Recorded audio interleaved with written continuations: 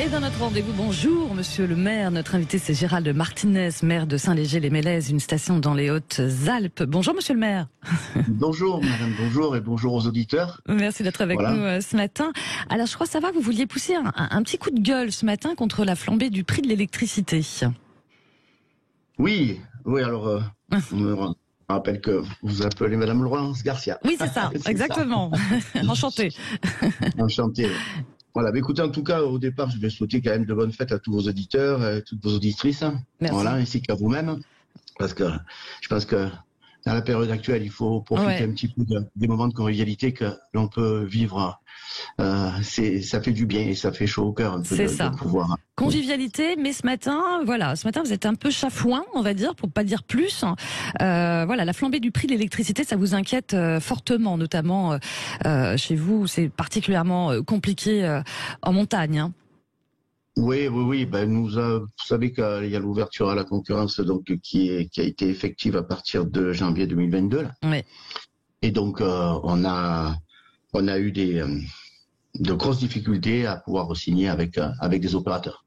Donc là aujourd'hui sur la régie, on a une augmentation qui passe de 7 centimes à 35 centimes d'euros sur le 5 fois plus. Donc sur la régie des remontées mécaniques et au niveau de la communauté de communes, on est passé de 31 une trentaine d'euros à 400 euros le mégawatt.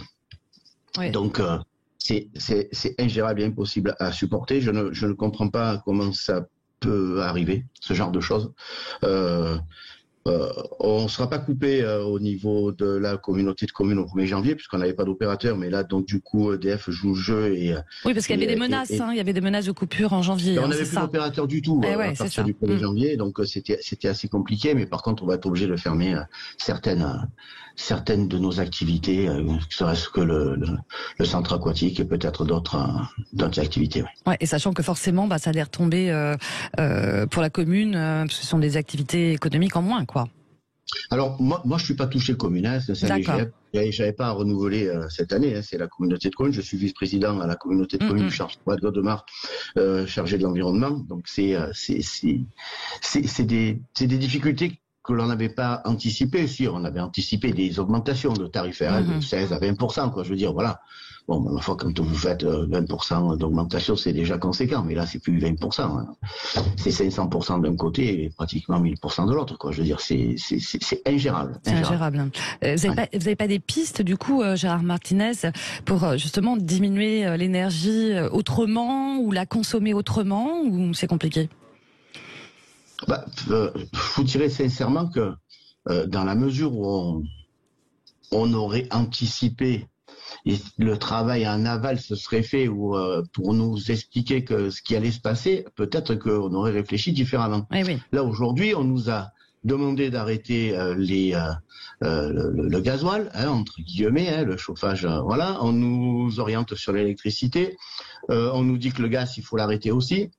Alors moi je veux bien, mais il faut aussi qu'on nous donne la possibilité et qu'on nous donne les moyens de pouvoir le faire. Je veux dire, les concitoyens peuvent pas tout supporter et tout d'un seul coup, quoi. C'est pas possible. Ouais, bien sûr. Bon, dossier à suivre. Pour terminer sur une note un petit peu plus optimiste, vous êtes une station dans les Hautes-Alpes, c'est ça, oui. Gérald Martinez, Saint-Léger-les-Mélèzes. Avec l'ouverture de la saison en montagne, là, il y a beaucoup de monde dans la station. Il y a pas mal de vacanciers. Oui, alors donc on est une station dans les Hautes-Alpes, dans la vallée du Champsaur-Val-de-Marne, donc au-dessus de Gap. Petite station village de 27 km de piste, de télésiège. On a 5 remontées mécaniques, on a 800 mètres de dénivelé, donc c'est une jolie petite station, très agréable, familiale. Je vous interromps 2 secondes pour nos auditeurs qui nous regardent sur Facebook Live ou qui nous voient en vidéo. Là, le décor qu'il y a derrière vous, c'est pas un poster, c'est le vrai décor. Ah non, c'est la réalité d'aujourd'hui. C'est pas un fond d'écran, Waouh, c'est très beau. Non, il n'y a pas de problème, c'est chez moi. Voilà. Ah oui, très joli. Ouais. Donc là, il y a du monde. Oui, on a eu pas mal de monde donc pour ces vacances-là. Alors, les gens font pendant la première semaine, les gens font principalement skier les enfants. Oui. Plus que les adultes, voilà, les adultes promènent plus et font un peu plus surtout qu'on a eu un super beau temps toute la semaine. Avec masque obligatoire dans votre station aussi ou pas? Sur tout le village, oui. Sur tout le village, le masque est obligatoire. Nous avons essayé d'expliquer aux personnes que ce n'était pas pour les contraindre. Voilà, c'est simplement pour qu'on puisse continuer à travailler. Bien sûr. Parce que le plus important pour nous, c'était après l'année blanche de l'année passée, c'était de pouvoir conforter, on va dire, les emplois dont on a besoin. Et on a beaucoup de pluriactifs, donc que ce soit agriculteurs ou artisans qui travaillent l'hiver en station et qui le reste de l'année travaillent à leur compte. Donc c'est là-dessus où il faut que les gens prennent conscience que se protéger, c'est aussi protéger l'emploi dans nos vallées, parce qu'on a envie de garder nos jeunes, on a envie d'avoir... Bien sûr, ouais.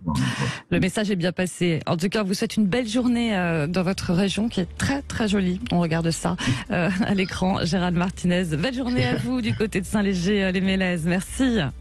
Merci à vous. Et puis écoutez, peut-être qu'à d'aventure, si vous vous promenez par là, n'hésitez pas. Et on viendra. C'est aussi joli l'été que l'hiver. Voilà, on passera vous voir. Voilà. Merci. Allez, à suivre dans quelques instants. Le livre du dimanche s'appelle Les unijambistes ne courent pas les rues. C'est aux éditions Signe Particulier. C'est signé Agnès Bill. Et juste après, direction Bobino pour une sortie de week-end à Paris pour un opéra totalement local. Vous le verrez avec le chanteur Laurent Arcaro. Sud Radio, 9h39.